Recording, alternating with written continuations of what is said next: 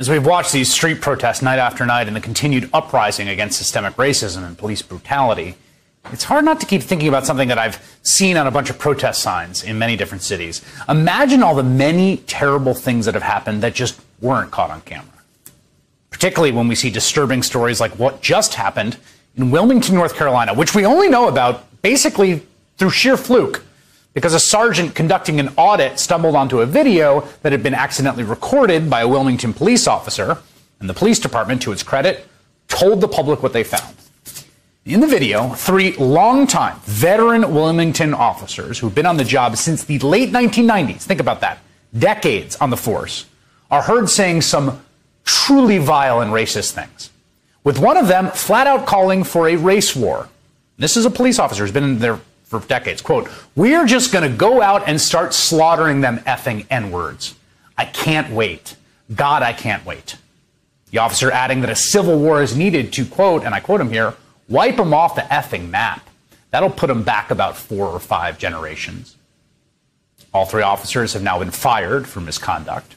The city's new police chief, Donnie Williams, making the announcement yesterday. When I first learned of these conversations, I was shocked, saddened, and disgusted. There is no place for this behavior in our agency or our city, and it will not be tolerated.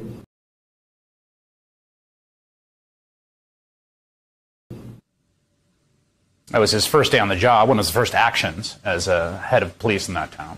Now, there are so many ways this is disturbing, they're basically uncountable, but most striking to me is the resonance and meaning of these violent racist words in this particular place, Wilmington, North Carolina. It's a city that is in many ways a perfect representation of the trajectory of racial injustice in America. Because back in the late 1800s, after the Civil War and in Reconstruction, Wilmington was a thriving, fairly well-integrated town racially.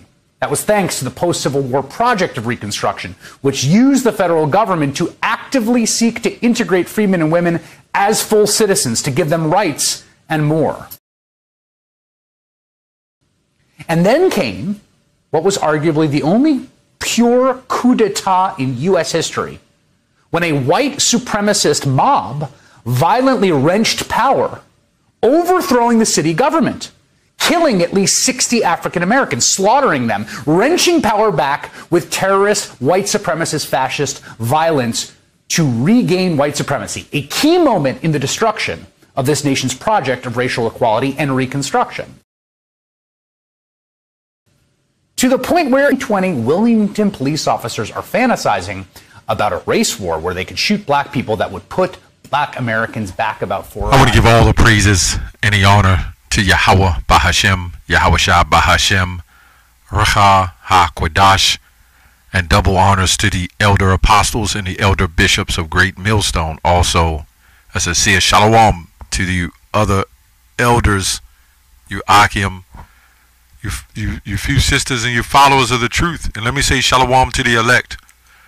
This video was inspired and sent to me by the brother who sends me videos time to time. Screen name Judah 1969. Sometimes I look at the videos and I may not, and then sometimes I do. It depends on what the spirit goes into. So anyway, this is a video as you saw in the intro. That's why I put it in there. There's no secret to what I'm saying, okay, or understanding of what I'm saying, because this police chief or commissioner, whoever he is, black commissioner, says we will not have this kind of behavior. It is not tolerated, right? And this is where I'm going at with that, because this is an ongoing form of a doctrine that, there's peace and equality. Jeremiah 8:11 says, they have healed the hurt of the daughter of my people, slightly saying peace, peace, when there is no peace. Jake will never see, man. But as long as you have hope, and they know that you Israelites, you blacks, Latinos, Native Americans, they know you have hope. You always had that form of hope, that you've been taken with craftiness and corruption in your hope and your belief. Half of you don't even believe in the scriptures now that the truth is out. So, what I got to say about it? If you jakes don't wake up, then this is what you get. If you keep believing in this systematic destruction, just trying to say it right, because you can't even do a video like this without, having an issue with hate speech, right? So it's what it is. You can't see the truth now, then you won't see it. What we say is that what you see here is not likely to ever go away. In fact, it won't. And even when the Lord returns, it won't, because you're going to have a transference of rulership, and it's going to be a different ball game, so to speak.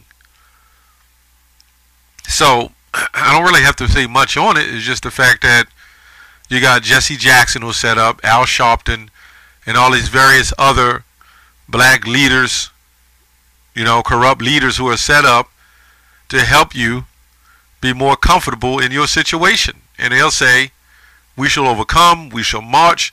Here in 2021, you haven't seen that go away? Or you claim the biggest lie is that is hidden, And half of you people know it too, man.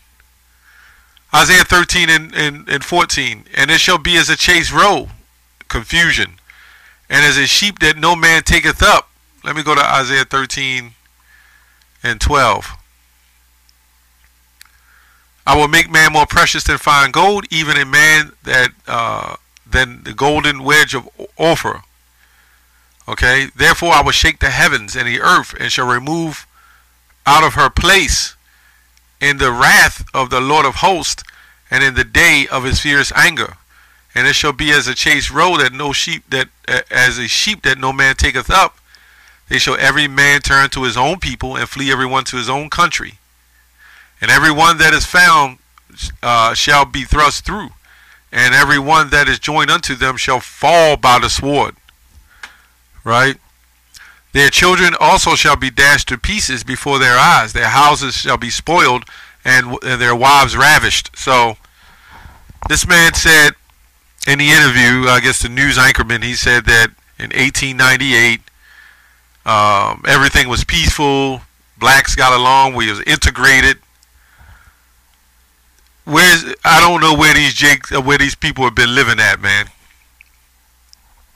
Whatever they tell you in the news, or especially with history, the history was a lie in itself. You have to know that even though we were so-called integrating and supposedly being freed to some degree, you have to know that we still wasn't treated nice. We're so-called free today in 2020, so-called, and we still ain't treated nice. So you mean to tell me 200 years ago we were still being treated nice? I don't buy that. I don't buy that at all. 150 years ago we've been being treated nice. Yeah, I don't buy that. Even when you have what you call the sharecropping, and the men were freed from slaves, where did they go? The families, they went back to their slave owners, right? The majority of them went back, and some of them wanted to make their way up north to a better life. So I'm not buying that. Anyway, let's go to Obadiah 1 and 10. Because of for thy violence against thy brother Jacob, shame shall cover thee, and thou shalt be cut off forever. This is going to the story of Jacob and Esau, right? And everybody don't know who Esau is? Look it up. Right?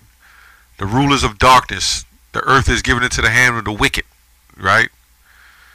Let's go to Joel 3 and 3. It says, they have cast lots for my people. This whole third chapter is a good chapter in the future events. And they have cast lots for my people, and given a boy for an harlot, and sold a girl for wine that they might drink. Right? So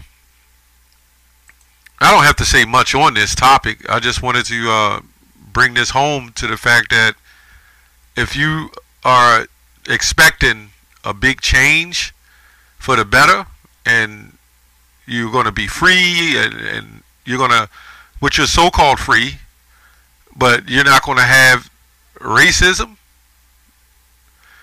And to you Christians who believe in God, you ought to know that God promotes racism. He pushes racism. It's always been about racism. First of all, the word racism comes from race or racist, like a race, a gene, a genetic, right? That's all race means. Spermia, seed, like a black race, a white race, a Asian race. It's a nationality, a seed of a nationality, and he chose the biblical Israelites. So that's racist. I mean, this term was never used until the coming of age of this era. I mean, it was never really used, because it was always known who the biblical Israelites were, and that the Lord, they were the Most High's chosen people. So they knew what, if you want to call it racist, being racist was. So you have to ask yourself why they have such hatred. It's biblical. And then here's the biggest issue that I want to bring up, is the fact that because of the conditioning, because of the root of us being, people being brought to a land and scattered throughout the world, and a heritage is taken, what do you think is going to happen to these people generation after generation after generation? You think they're going to stand up and be the greatest walking people on the planet? They're going to be civil? When you bring them up in ghettos and you bring them up poor, you pump them with all this stuff that they're eating and everything that they're ingesting and taking in, and most importantly, the oppression leading to depression, and you hitting this over and over, and you put them in these jailhouse schools where they have to use a metal detector to get in. This is the creating of an animal. And then they come and say, these people are animals. Look how they behave. Well, how was that started? Was it the pushing of the drugs into the community? Was it the breaking up of the homes? Right? Was it the poverty? Last hired, first fired. Poverty will do some crazy things to people's mind. Okay? And you do that systematically over generation to generation, you're going to have issues. And this is why it's called systemic racism. That's all I have on that. Shalom.